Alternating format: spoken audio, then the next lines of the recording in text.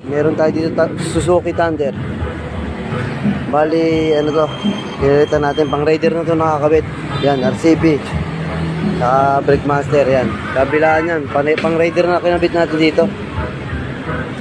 Yan. Etong charging niya. Bali, itong stock niya. 12 volts na lang binabato. Minsan, hindi pa nga maabot ng 12. 11 lang. Ngayon, ginawa ko, two-piece regulator natin. Liwa. Yan.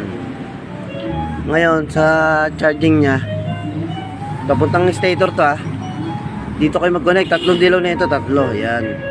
Yung dalawang dilaw ng liwa natin, pagsamahin nyo na. Lagay nyo kahit saan dito sa tatlong dilaw na to. Tapos yung dalawang puti na ito, dalawang puti, i-alternate nyo sa tatlong dilaw na to. Red to red. Tapos yung ground, lagay nyo dito sa stripe. May stripe dito stripe. Yan, stripe na, yan. Itong stripe, may isa. Yan, ayun ang ground. Dito yung lagay yung green.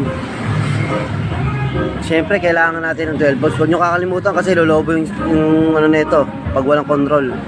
Itong 12 volts natin, yung galing sa regulator natin, black yan Lagay nyo sa accessories. Ngayon, ang accessories sa Suzuki, laging orange yan.